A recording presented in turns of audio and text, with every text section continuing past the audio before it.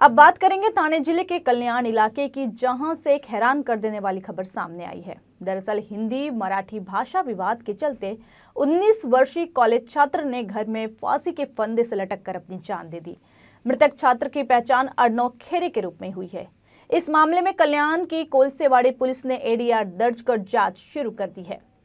दरअसल local train में सफर के दौरान कुछ लोगों ने मराठी ना बोलने पर अर्णव की पिटाई कर दी। मृतक युवक कल्याणिष्ट के 30 गांव नाका का रहने वाला था। अर्णव खेरे के पिता जितेंद्र खेरे ने मीडिया से बात करते हुए घटना की जानकारी दी। बताया कि 18 नवंबर की सुबह जब उनका बेटा अंबरनाथ कल्याण लोकल से कॉलेज जा रहा था तो कुछ यात्रियों का उससे विवाद हो गया। विवाद की वजह अर्णव का हिंदी में बात करना था। कुछ पूछने पर उसने हिंदी में जवाब दिया तो 4 से 5 लड़कों ने उसकी पिटाई कर दी। उनका कहना था कि वो मराठी भाषी है, फिर हिंदी में बात क्यों कर रहा है। इस घटना की जानकारी खुद अर्णव ने पिता को फोन पर दी थी। पिता का कहना है कि वह खुद मराठी भाषी है, फिर भी उनके बेटे के साथ मारपीट की गई। ट्रेन में यात्रियों के एक ग्रुप ने न सिर्फ अर्णव को पीटा बल्कि उसे धमकाया भी। अर्णव को मुलुंड में उतरना था, लेकिन वह थाने में ही उतर गया क्योंकि वह लड़ाई को आगे नहीं बढ़ाना चाहता था। और इस पिटाई के बाद मेंटली स्ट्रेस में आकर अर्णव खेरे ने अपने घर पर फांसी लगाकर सुसाइड कर लिया। छात्र के पिता जितेंद्र खेरे ने कहा कि मेरा बेटा तो चला गया, लेकिन आगे ऐसी घटनाएं नहीं होनी चाहिए। छात्र के पिता के आधार पर पुलिस ने एडीआर दर्ज कर लिया है और मामले की जांच में जुटी है। कोलसेवाड़ी पुलिस ने मामले की जांच शुरू कर दी है। वहीं पुलिस ने मृतक छात्र के परिजनों को आश्वासन दिया है कि आरोपियों की तलाश जारी है और जल्द ही उन्हें गिरफ्तार भी कर लिया जाएगा। कोलसेवाड़ी पुलिस स्टेशन में एक एडीआर दाखिल हुआ है और उसकी हकीकत ऐसी है कि एक अर्णव खैरे करके लड़का है 19 साल का। उनका ट्रेन में जाते वक्त कोई लड़कों से झगड़ा हो गया था, ऐसी खबर उनके पिताजी ने दी है। और वो झगड़े का उसको टेंशन आया, मानसिक तनाव में था और उस वजह से घर में आके उसने सीलिंग फैन को ये लगा के आत्महत्या की है। ऐसी खबर मिलने की वजह से हमने वो एडीआर दाखिल किया है और उसकी आगे की तहकीकात इन्वेस्टिगेशन हमारी महिला पुलिस अधिकारी है तोड़कर ये सीनियर इंस्पेक्टर ब्यूरो कोलसेवाड़ी इनके मार्गदर्शन में कर रहे हैं। तो ट्रेन के अंदर मार्केट हुई तो हिंदी और मराठी भाषा को लेकर हुई थी।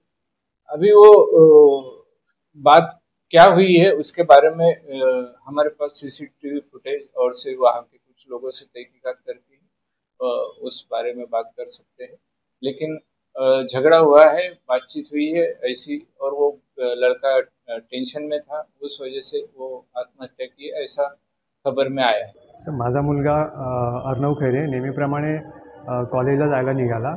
सकाळी इथे त्याचा फर्स्ट क्लासचा पास असतो, तो पास संपला होता म्हणून त्याने सेकंड क्लासचं तिकीट घेतलं आणि सेकंड क्लासचं तिकीट घेऊन तो जनरल डब्यातून प्रवास करत होता।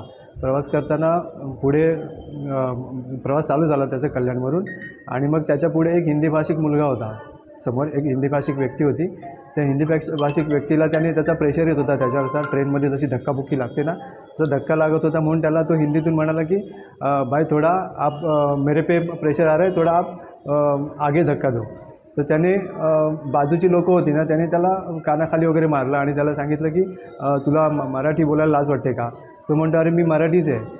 तो म्हणतो नाही मराठी असं तर तुला मराठी बोलायला लाज वाटते का। त्याला मारहाण केली आणि तो म्हणाला मला नंतर म्हणाला की मी म्हटलं तू अजून काय त्यांना बोलला काय, म्हणजे वाद वाढवला। मी बोलतो पप्पा मी काय, माझी शिकवणच आहे माझ्या मुलांना की बाबा तुम्ही असं कुठे आता प्रवास करतोय तर असं काय कोणाशी भांडण करायचं नाही। आपण एक सर्वसामान्य घरातले माणसं आहेत आणि आपल्याला असं काय जमणार नाही। आपल्या मागे कुठली पॉलिटिकल पार्टी नाही, आपल्या कुठल्या पॉलिटिकल कुठली शक्ती नाही आपल्या मागे, त्यामुळे अशा वादामध्ये जायचं नाही। आणि मी स्वतः ह्या मारामारीचा किंवा याच्यामधला मी तशा प्रवृत्तीचा मी नाही आहे, त्याच्यामुळे मी तुमच्या मागे पण अशा येणार नाही की तुम्ही कुणाशी भांडण केलं तर मी तिथपर्यंत तुमच्या भांडणाला म्हणजे मी सपोर्ट करायला येईल असं मी काही करायला येणार नाही। त्यामुळे तुम्हाला फोन करून या घटनेची माहिती दिली मला अर्णवनी घरी आल्यानंतर मी आमचे कसं असतं, माझा मुलगा जेव्हा कॉलेजला निघतो ना तेव्हा मी त्याला निघाल्यानंतर कॉलेजला पोचला काय, निघाला काय, घरी येईपर्यंत त्याचा फोन चालू असतो। त्या दिवशी पण तसंच आम्ही नित्यनियमाप्रमाणे आमचा फोन चालू होता। त्याने नंतर मला निघताना सांगितलं की पप्पा माझ्या पोटात मळमळ आहे म्हणून मी घरी चाललो आहे। मग घरी जाताना मी म्हटलं ठीक आहे, माझी प्रॅक्टिकल त्यांनी मला तसा मॅसेज केला की पप्पा मला मळमळते पोटामध्ये म्हणून मी आता घरी जातो आहे, प्रॅक्टिकल आटपून मी अर्ध कॉलेज सोडून मी घरी जातो आहे। आणि मग घरी आल्यानंतर मी त्याला ठीक आहे म्हटलं, आज नेहमीप्रमाणे तो कल्याण स्टेशनला उतरला आणि मला फोन केला की मी पप्पा उतरलो म्हणून. मी म्हटलं ठीक आहे, आता घरी गेल्यावर फोन कर. म्हणजे माझं लक्ष असं आहे की आपली मुलं उतरली म्हणून इकडे तिकडे जायला नको ना, असं आम्ही एक संस्कार. नंतर मग तेच सांगतो मी, त्याने नंतर आहे ना पुढे घरी आला आणि मी घरी पोहोचल्यावर मला सांगितलं की पप्पा मी घरी आलो. मी म्हटलं ठीक आहे. नंतर मग त्यांनी 15-20 मिनिटांनी, एक 10-15 मिनिटांनी पुन्हा त्यांनी मला कॉल केला आणि कॉल केल्यानंतर त्यांनी मला सांगितलं की पप्पा मला ना ट्रेनमध्ये असं असं मारलं म्हणून. आणि तो म्हणाला की मी म्हणालो की तू घाबरू नकोस, आपण पाहिजे तर त्यांना विचारू, आपण उद्या रेल्वेचे पोलीस घेऊ आणि पोलिसांना घेऊन त्या डब्यामध्ये जाऊ असं त्यांना सांगितलं. तो म्हणाला की पप्पा, मी म्हणालो किती लोक होती, काय कसं केलं, तर तो म्हणाला की पप्पा ते लोक बरेच होते आणि माझ्यासारखे अंगावर येत होते आणि त्याला सायनसचा प्रॉब्लेम पण होता, त्यांनी मास्क लावला होता. तर त्याचा मास्क मला म्हणाला की पप्पा माझा मास्क पण फाडून टाकला. आम्ही कोळसेवाडी पोलीस स्टेशनला तक्रार केली आहे आणि ते इन्व्हेस्टिगेशन करतील. माझा भरोसा आहे आपल्या यंत्रणेवर. ते नक्कीच.